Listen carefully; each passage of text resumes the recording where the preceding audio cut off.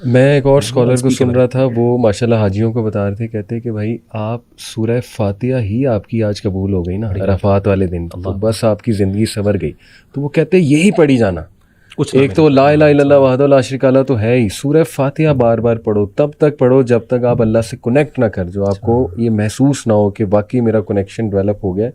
تو اسی کی طرف تھوڑا میں چاہوں گا مغیرہ ہم اور بات کریں. دیکھیں تہجد کی دعا، اللہم لک الحمد انت قیم السماوات والارض ومن فیہن ولک الحمد لک ملک السماوات والارض ومن فیہن، لمبی دعا حدیث سے ثابت ہے. اس میں بھی اللہ کی حمد ہے، اس میں بھی اللہ کی توحید ہے. آئی تھنک یہ تھوڑا سا اگر میں ماڈرن ٹرمنالوجی یوز کروں، دس از دا سیکرٹ کوڈ وچ انبیاء ایکچولی انڈرسٹوڈ کہ اللہ رب العالمین کی حمد بیان کرو، توحید کا اقرار کرو. اللہ کو پسند ہے کہ اللہ کی توحید کا اقرار کیا جائے، کیونکہ یہ جو بیسٹ اسٹیپ ہے، جو بیسٹ دعا ہے، لا الہ الا اللہ وحدہ لا شریک لہ. انس بھائی کہتے ہیں کہ دیکھیں جی، اللہ سے زیادہ کس کو پتہ ہے کہ آپ کے مسئلے کیا ہیں؟ اللہ کو تو یہ بھی پتہ ہے کہ آپ نے فیوچر میں کون سی دعا کرنی ہے، آپ نے اگلے گھنٹے کون سی دعا کرنی ہے، آپ کو مسئلہ کون سے آنے والا ہے، یہ بھی اللہ کو پتہ ہے.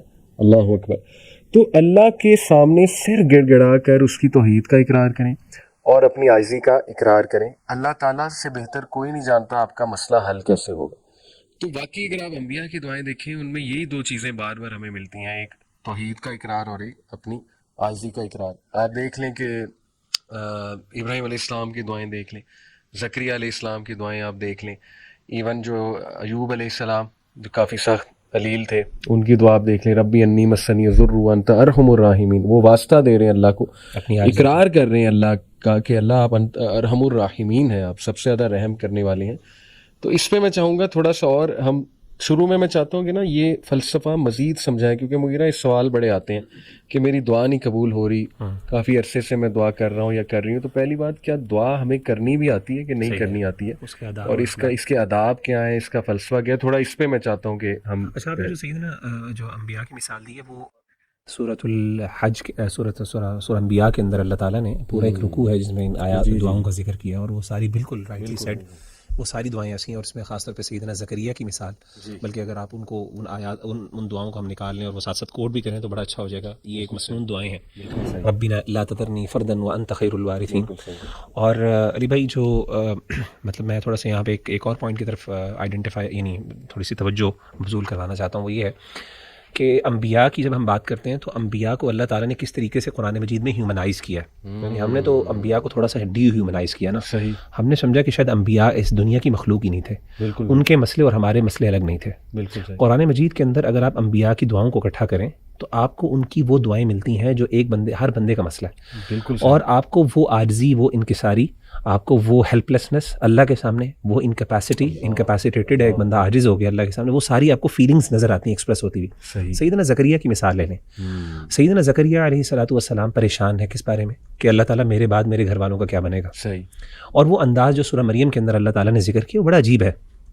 کہا واشتعل الرأس شیبا ولم اکن بدعائک رب شقیا. بالکل صحیح. کہ اللہ میرا جو ہے نا، میرے بال سفید ہو گئے ہیں سر کے، اور میری ہڈیاں، ربی انی وہن العظم منی، یعنی میری ہڈیاں کمزور ہو گئی ہیں، میرے بال سفید ہو گئے ہیں، اور میں اللہ کبھی بھی آپ سے دعا مانگ کے یعنی مایوس نہیں ہوا. ٹھیک ہے نا، دعائک رب شقیا، مایوس نہیں ہوا آپ سے دعا مانگ کے.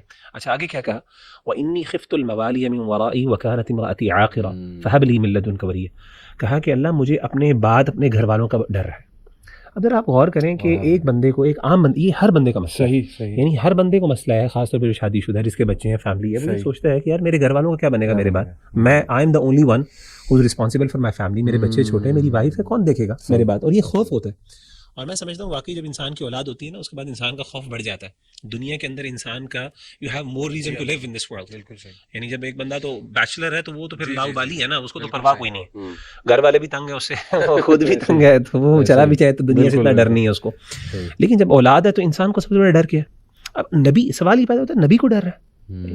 یعنی وانی خفت الموالی من ورائی وکانت، یعنی اور مفسرین نے بیان کیا کہ سیدنا زکریا کہہ رہے ہیں کہ میرے فیملی کے اندر، میرے رشتہ داروں میں کوئی ایسا بندہ نہیں جس میں میں اتنا ٹرسٹ کر سکوں جو میری فیملی کی ذمہ داری اٹھا سکے. اللہ مجھے ایک نا ولی عہد عطا کر دیں، یعنی جو میرے بعد اس میری فیملی کا، میری بیوی کا خیال رکھ سکے، میرے گھر والوں کا خیال رکھ سکے. تو اب یہ جو چیز ہیں، یہ دعائیں ہیں. اور کس طریقے سے اللہ کے سامنے عاجز ہو گیا کہ اللہ لا تذرنی فردا، مجھے اکیلا نہ چھوڑی، وانت خیر الوارثین، تو بہترین وارثین میں سے ہے. تو اب سوال یہ پیدا ہوا کہ یہ چیزیں ایک ہیومن یعنی ایک انبیاء کو ہیومنائز کرتی ہیں، بالکل کہ وہ انسان تھے، ان کے بھی وہ فیلنگس تھیں، ان کے بھی وہ احساسات تھے. بالکل صحیح. یعنی اللہ معاف کرے، آپ کبھی بھی یہ نہ سمجھیے گا کہ وہ کسی اور دنیا سے تھے، ان کی وہ طلب نہیں تھی جو ہماری ہے. ایسی تو جب ہم ان چیزوں کو دیکھتے ہیں نا، پھر ہم اپریشیٹ بھی زیادہ کر سکتے ہیں اور ریلیٹ بھی کر سکتے ہیں. صحیح. اب یہ دیکھیں نا، یہ آیت ایوب اذ نادا ربہ، یعنی اس نے تڑپ سے ایک آواز لگائی کہ انی مسنی الضر وانت ارحم الراحمین. کتنی بیچارگی، کتنی اس میں اللہ رب العالمین پہ ڈپینڈنس ہے کہ اے میرے رب تکلیف نے مجھے چھو لیا ہے اور بے شک آپ ارحم الراحمین ہے. اور اللہ تعالیٰ کہتے ہیں کہ ہم نے اسے رسپونڈ کیا اور ہم نے اس کی جو مشکل تھی وہ ریموو کی اور اس کی فیملی اسے واپس دی.